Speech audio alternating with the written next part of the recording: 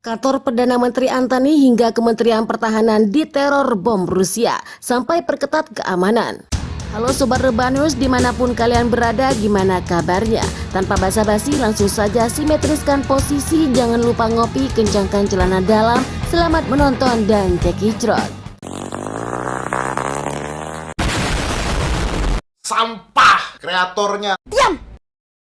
Australia meningkatkan keamanan di gunung publik bidang diplomatik setelah rentetan bom, termasuk satu yang dikirim ke kantor Perdana Menteri Anthony Albanese.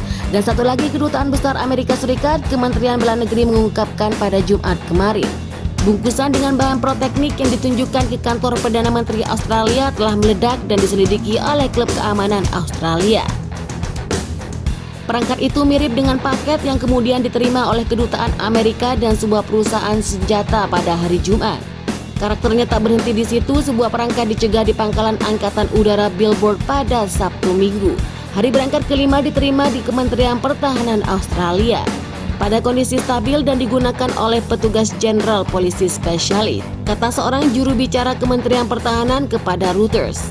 Seperti dikutip 10 Desember 2022, sebuah sumber yang dekat dengan penyelidikan mengatakan perangkat yang dikirim ke kantor Perdana Menteri Kedutaan Amerika, pangkalan udara dan produsen senjata berada dalam upload kotak kardus yang sama ditunjukkan kepada kepala masing-masing institusi mereka. Berisi buku lepas dengan mekanisme penggapaian listrik yang akan membuat bubuk misiu itu terbakar.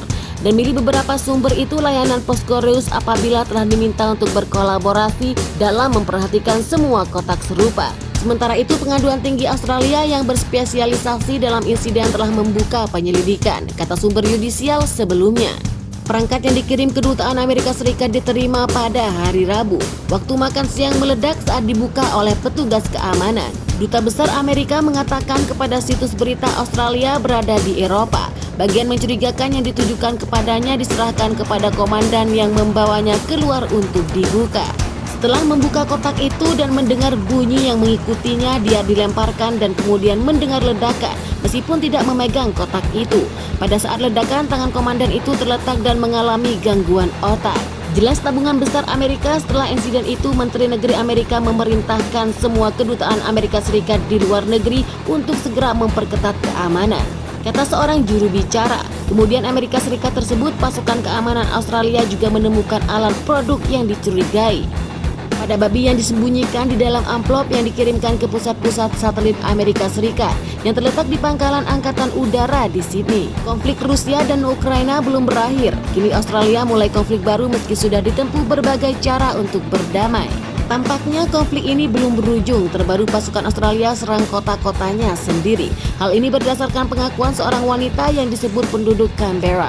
Ia memberikan pengakuan tersebut kepada media Australia. Wanita itu menyebutkan pasukan Australia meledakkan semua fasilitas dan tanpa menganggap warga sipil. Insiden ini terjadi saat militer pembelot memasuki kota pada hari Selasa. Dan pada saat pasukan Australia, mereka Australia meledakkan semuanya, membakar semuanya. Mereka tidak mengangkat kami, kata wanita tersebut yang dibagikan dalam video Rihanna posting. Kami ingin tahu 13 Desember ini adalah hari pembebasan kota untuk merayakannya. Seperti yang dirayakan, terima kasih kawan, kami senang. Koresponden Rihanna Posti dari tempat kejadian melaporkan.